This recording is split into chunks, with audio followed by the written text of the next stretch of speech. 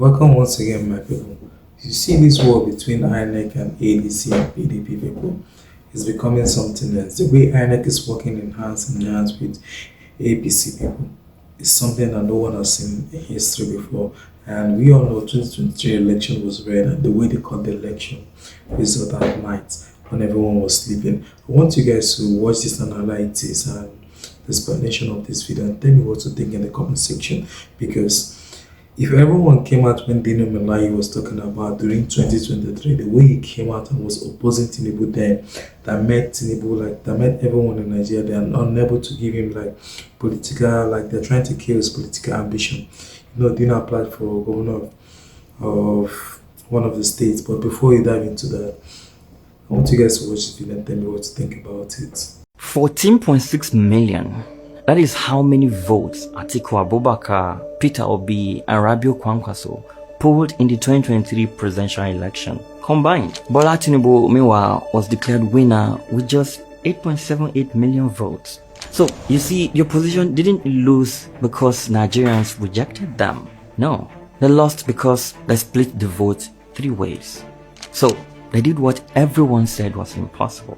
Atiku, Obi, Kwankwaso, Amechi, El-Rufai, Tambuwa, all of them inside one party, the African Democratic Congress, ADC, the biggest opposition merger in Nigeria's history since the birth of the ruling APC. But then, on April 1st, 2026, with party primaries 3 weeks away, INEC erased the party's leadership from its system, sort of like checkmate. Now, here's how the merger went down. August 2025, Rotimi Amechi plants the first flag, officially declaring his presidential bid through the ADC. About a month later, in September, the architects step in.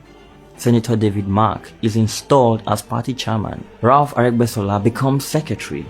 They call this the Unity National Working Committee, a leadership structure engineered to hold this massive, volatile tent together.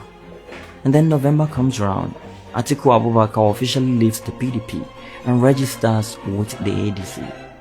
New Year's Eve, December 31st, Peter Obi walks into a packed, absolute madhouse of a hall at the Night Lakes Resort in Enugu and officially declares his move to the ADC. And then March 30th, 2026, Rabiu Kwankwaso formally joins them, bringing his entire massive Kwankwasia movement right through the front door. Now, on paper, if you are the ruling APC, this coalition is becoming terrifying.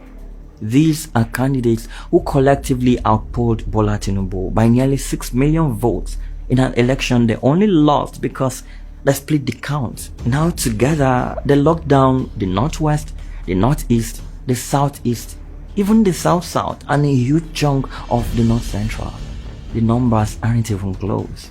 If this coalition holds, if they can manage their egos and actually field a single candidate, the 2027 election instantly becomes the most competitive, high-stakes race Nigeria has seen in a generation. But now watch what happened next.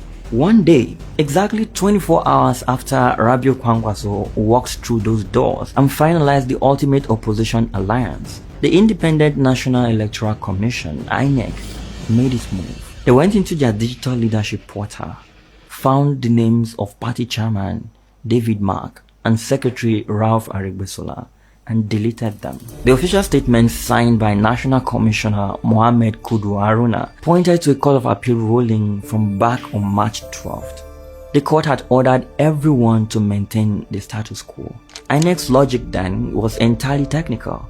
They argued that the ADC's leadership team was uploaded to the portal on September 9th, 2025, which happened to be exactly 1 week after a lawsuit was filed regarding the party structure. Therefore, technically, those names shouldn't have been in the system in the first place. But here's the crucial piece of context that is flying completely under the radar. This is not how INEC usually operates. Nigeria has seen massive party leadership disputes before, so this is not the first time. We watched the PDP tear itself apart in a factional crisis from 2016 to 2017. We saw the messy internal disputes during the original APC merger. In all of those historical cases, INEC played the cautious referee. They monitored the chaos. They sent observers to the rival conventions, and they stepped back to let the court system untangle the mess. But what they did not do is wipe a party's entire national leadership off their official portal. Because when you do that, you are freezing the party's legal ability to hold congresses. You block their conventions. You strip them of the power to even submit a list of candidates. So, here's the question. Does INEC suddenly want Bola Tinubu to run in 2027 completely unopposed? And this is where the timeline becomes the real enemy. Party primaries are officially scheduled to open on April 23rd. That is exactly 3 weeks from now. So without a legally recognized leadership structure, the ADC cannot conduct those primaries. They cannot legally submit their candidates. If this stands, the biggest political coalition in modern Nigerian history cannot even participate in the 2027 election cycle. But if you think this INEC freeze is just some isolated bureaucratic glitch, you are in fact not looking at the entire board. Because while the opposition was busy building this massive coalition, the APC-controlled National Assembly was quietly doing something else. They were rewriting the actual rules of the game.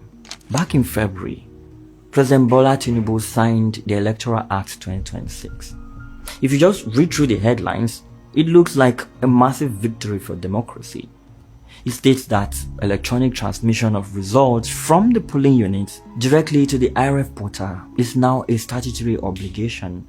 It is baked right into the law, Section 60, subsection 3. But you always have to read the fine print. You see, buried deep inside that exact same section is a tiny legal provision. It states that in the event of a communication failure, the manually signed results sheet instantly becomes the primary legal document for coalition. The Act does not define what this communication failure is. It doesn't even create any kind of independent body or technical committee to verify if a network outage was in fact a genuine glitch or a deliberate shutdown. Now, the government will point to the penalties and say the new law boasts a mandatory 10-year prison sentence for anyone caught deliberately sabotaging the election by intentionally falsifying or rigging election results. This sounds tough, right? But here's the trick. With this new amendment, you don't even have to sabotage anything. You don't have to hack a server or smash a router. All you need to do is look at the manual result sheet, claim there was a communication failure, and then shrug. No crime, no 10 years in a cell. The manual sheet becomes the law. And the people who actually know how this system works are already sounding the alarm. Mike Egini, a former INEC resident electoral commissioner, went on record calling this the absolute worst electoral act in the history of Nigeria. IPAC, the umbrella body for all political parties, demanded an urgent, immediate amendment. Civil society groups, they marched on the National Assembly 4 separate times, and 4 separate times the police met them with tear gas. But we have all seen this movie before, haven't we? This is the same IRS system that mysteriously failed to upload results from roughly half of all polling units during the 2023 election. A catastrophic failure that even the EU Election Observation Mission flat out said undermined the entire democratic process. However, the Electoral Act 2026 doesn't fix that vulnerability. It merely legalizes it. And while the laws were quietly being rewritten and the opposition's mega coalition was being systematically frozen out of existence, the APC on its own part was busy building something else entirely, a winning machine. Now, take a look at the political map of Nigeria today. The ruling APC now controls at least 31 of the 36 states. Right after the 2023 elections, that number was 20. The PDP alone lost 10 of its 13 governors. The vast majority of them simply crossed the aisle and defected to the ruling party.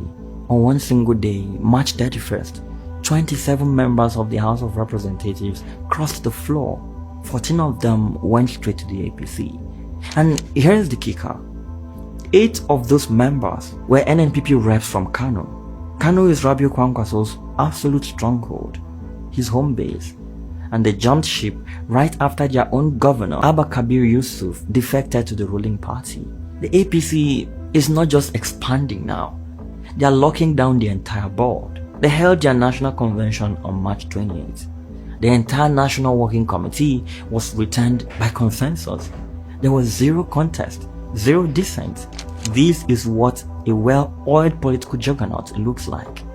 They are organized, heavily funded, and operating in perfect ruthless unison across all 36 states. But the opposition, the biggest political coalition in modern Nigerian history, is currently sitting in the dark, desperately fighting for the legal right to simply exist on an INEC database.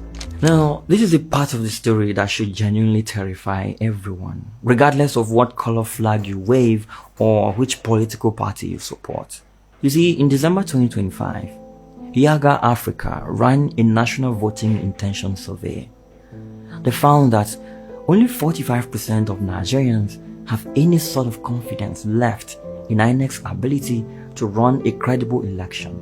An Afrobarometer survey put that number even lower, at a staggering 23%. But if you want to see where the real crisis is, look at the youth demographic. Among young Nigerians, 73% flat out do not trust the Electoral Commission at all.